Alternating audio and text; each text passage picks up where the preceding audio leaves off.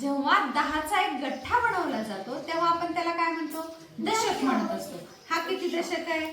1 दशक 10, 2 दशक 20, 3 दशक 30, 4 दशक 40, 5 दशक 50, 6 दशक 60, 7 दशक 70, 8 दशक 80, 9 दशक 90, 10 दशक 100. बरोबर आहे. दशक म्हणलं की 10चा गठ्ठा एवढं लक्षात ठेवायचं. बरोबर.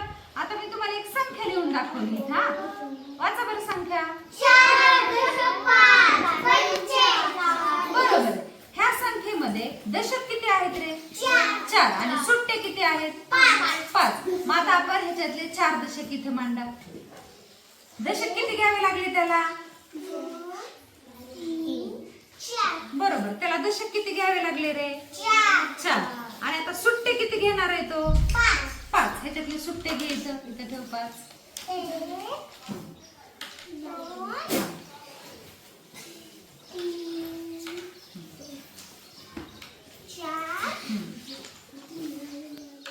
बरं. आता ही संख्या कोणती तयार झाली आपल्याकडे? 4 दशक 5 45. समजलं हे? 5 दशक 6 किती संख्या आहे? 5 दशक 6 दशक किती आहेत? 5. घे तर 5 मग दशक. चला चला चला चला लवकर. हा 1 दशक 10, 2 दशक 20, 2 दशक 20, 3 दशक 30, 3 दशक 30, 4 दशक 40, 4 दशक 40. अजून एक घ्या. दशक किती आहेत आपल्याकडे? 5 मग किती घ्यावे लागतील दशक? घ्या मग अजून एक. हा दशक 50, 5 दशक 50. आणि आता हे सुट्टे किती आहेत? 6. घ्यायचे ते 6 मोजून मांड. इथे एक एक मांडायचं. 1, हा 2, 3, हा 4, 5 आणि 6. झाले का नाही रे सुट्टे? 6. 5 दशक 6.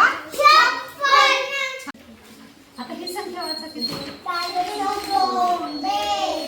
मोठी वाचा संख्या. मग दशक किती? मग किती घेऊ हे? 1 दशक 10, 2 दशक 20, 3 दशक 30, 4 दशक 40. आणि सुट्टे किती घेऊ?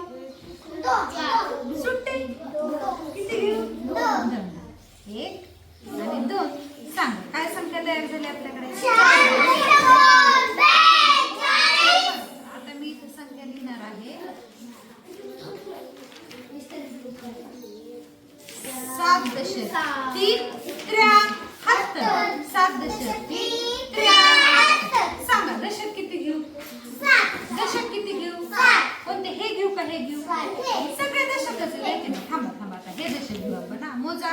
1 दशक 10, 2 दशक 20, 4 दशक 40, 5 दशक 50, 6 दशक 60 आणि 7 दशक 70. झाले की नाही 7 दशक आपल्याकडे? आता सुट्टे किती घेऊ? किती घेऊ?